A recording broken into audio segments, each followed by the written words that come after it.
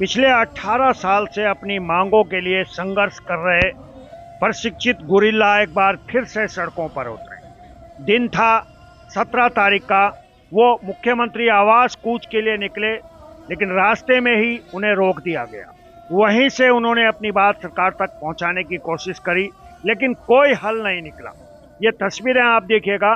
तमाम जो प्रदेश से प्रशिक्षित गुरिल्ला हैं वो यहाँ देहरादून राजधानी पहुंचे हैं और अपनी मांगों को लेके यहाँ एकमुठ होते हुए आगे बढ़ रहे हैं। यहाँ से आगे बढ़ते हुए जो पूर्व निर्धारित कार्यक्रम था, उस कार्यक्रम के तहत ये आगे बढ़ रहे हैं। अब देखिएगा, इनमें बुजुर्ग भी हैं, महिलाएं भी हैं, जवान भी हैं, और ये वो गुरिल्ला हैं जो सन 62 में चीन के खिलाफ भी बताते हैं।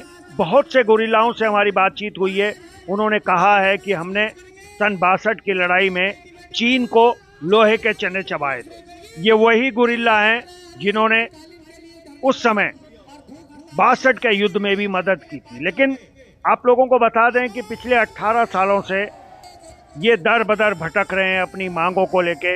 ये सचिवालय भी पहुंचते हैं। इनका ये भी आरोप है कि बस मात्र 48 घंटे का समय हमें दिया गया था कि आपकी मांगें मान ली जाएंगी, लेकिन वहाँ भी ये ठगे गए हैं। तो ऐसा कोई सगा नहीं है जिसने इन्हें ठगा नहीं है। ये आरोप ये प्रशिक्षित गुरिल्ला इस समय लगा रहे हैं। आप इनकी उम्र को देखिएगा, इनके हाव भाव को देखिएगा, और पिछले 2-3 दिनों से ये डेरा डाले हुए हैं राजधानी देहरादून में, और यहीं से अब ये अपनी बात सरकार तक पहुंचाने के लिए आगे बढ़ रहे हैं। तो तस्वीरों में बड़े गौर से देखिएगा, नारंगी टोपी लगाए ये आगे बढ़ रहे हैं। मैं कह रहा हूँ, माँ कसम, तुम गोली चलाओ, मैं खाऊंगा लाठी। खाना हमारा बस का नहीं है, क्योंकि हम अपाहिज नहीं होना चाहते। हाँ, मौत मिल जाए तो हम मरने को तैयार हैं। क्या करना इस सरकार में, इसकी वैल्यू नहीं है।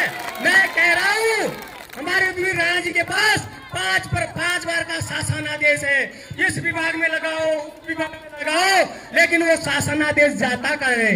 उसके बाद हम जो है 2 सितंबर 2024 को आए, हमने कहा मुख्यमंत्री आवास कूच करेंगे। हमें श्रीमती रिधिमा अग्रवाल जी जो अपर सचिव हैं, उन्होंने कहा 48 घंटे के अंदर हम तुम्हारी हर बात को, हर मांग को मनवाएंगे। जो कागज जहां रुका हुआ है वो कागज आगे बढ़ेगा। कितने कागज बढ़े? स्वयं निशंक जी ने कहा कि 18,000 गुरिल्ला समायोजित होंगे 18 विभागों में। कितने हुए? न होते 18 तो होते। तो हम यहाँ कहने नहीं है, आप सबसे निवेदन है, अगर मानवता का कहीं दया है, हमारे प्रति कुछ है, तो हमारा संदेश पहुंचाए। हम बैठे हुए, तुम मार सकते तो मार लो, तार सकते तो मार लो, न्याय तुम्हारे पास भी है। माँ बहने तुम्हारी होंगे, भाई और बेटे तुम्हारे भी होंगे। अगर एक बात झूठी है तो आप हमें जो सजा दे सकते वो आप दे सकते। ये सरकार, हम कह रहे हैं, धामी जी, बहुत ही सम्मानित न्यायप्रिय धामी जी, बाकड़ धामी जी, जितने तलवे चाटने वालों, तुम जितना अपना तलवे चाट सकते, झूठी तारीफें कर सकते, कर लो। तुममें दम है, देश और प्रदेश है। यहाँ हो कि बेटा गुरिल्ला, भाई गुरिल्ला, बहन, तुम्हारा कोई अधिकार नहीं। हम दोबारा यहाँ नहीं दिखेंगे। हम दोबारा इन सड़कों में आएंगे। हम भी 2 बाप की औलाद होंगे अगर यहाँ आएंगे। ये क्यों, तुम्हारे कितने बाप हैं, तुम क्यों झूठा आश्वासन देते हैं? अगर हमारी बात गलत है तो कोई आके कह दे तेरी बात गलत है। इस धामी जी ने, इन्होंने हमारी जो है डीसी करी 2023 में, अल्मोड़ा से, बागेश्वर से, उत्तरकाशी से। हमने कहा मान्यवर 17 साल हो गए, हमारी जो है मांगे पूरी कर दो। उन्होंने कहा चिंता मत करो। अरे हमने कहा हमारे ऊपर झूठे केस लगे, उन्हें वापस ले। उन्होंने कहा हम ले लेंगे। ना हमारी मांगे हुई, ना हमारे केस वापस हुए। आज भी हम सड़कों में पड़े हुए, रात भर हम कैसे हमारा आदमी रहता हुआ, कौन इस बात को कहेगा? हमारी सिर्फ 3 मांगे हैं। मणिपुर, नागालैंड की तर्ज पर जो आयु तक ने रखे। हमने कहा कि हमारी 45 साल तक हमको सरकारी सेवा में ले जाए। हमने कहा 45 साल से ऊपर के लोगों को सम्मानजनक पेंशन मिले। हमने कहा कि जो मणिपुर के मृतकों को तुमने आर्थिक मदद की, उस मदद को जो है हमको भी करो। ये हमारी मांग थी।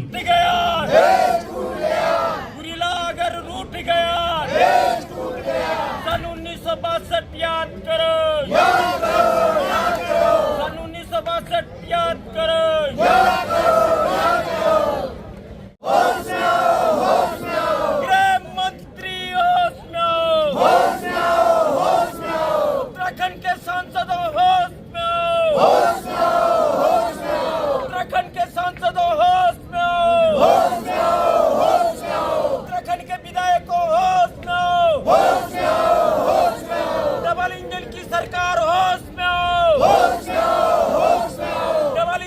सरकार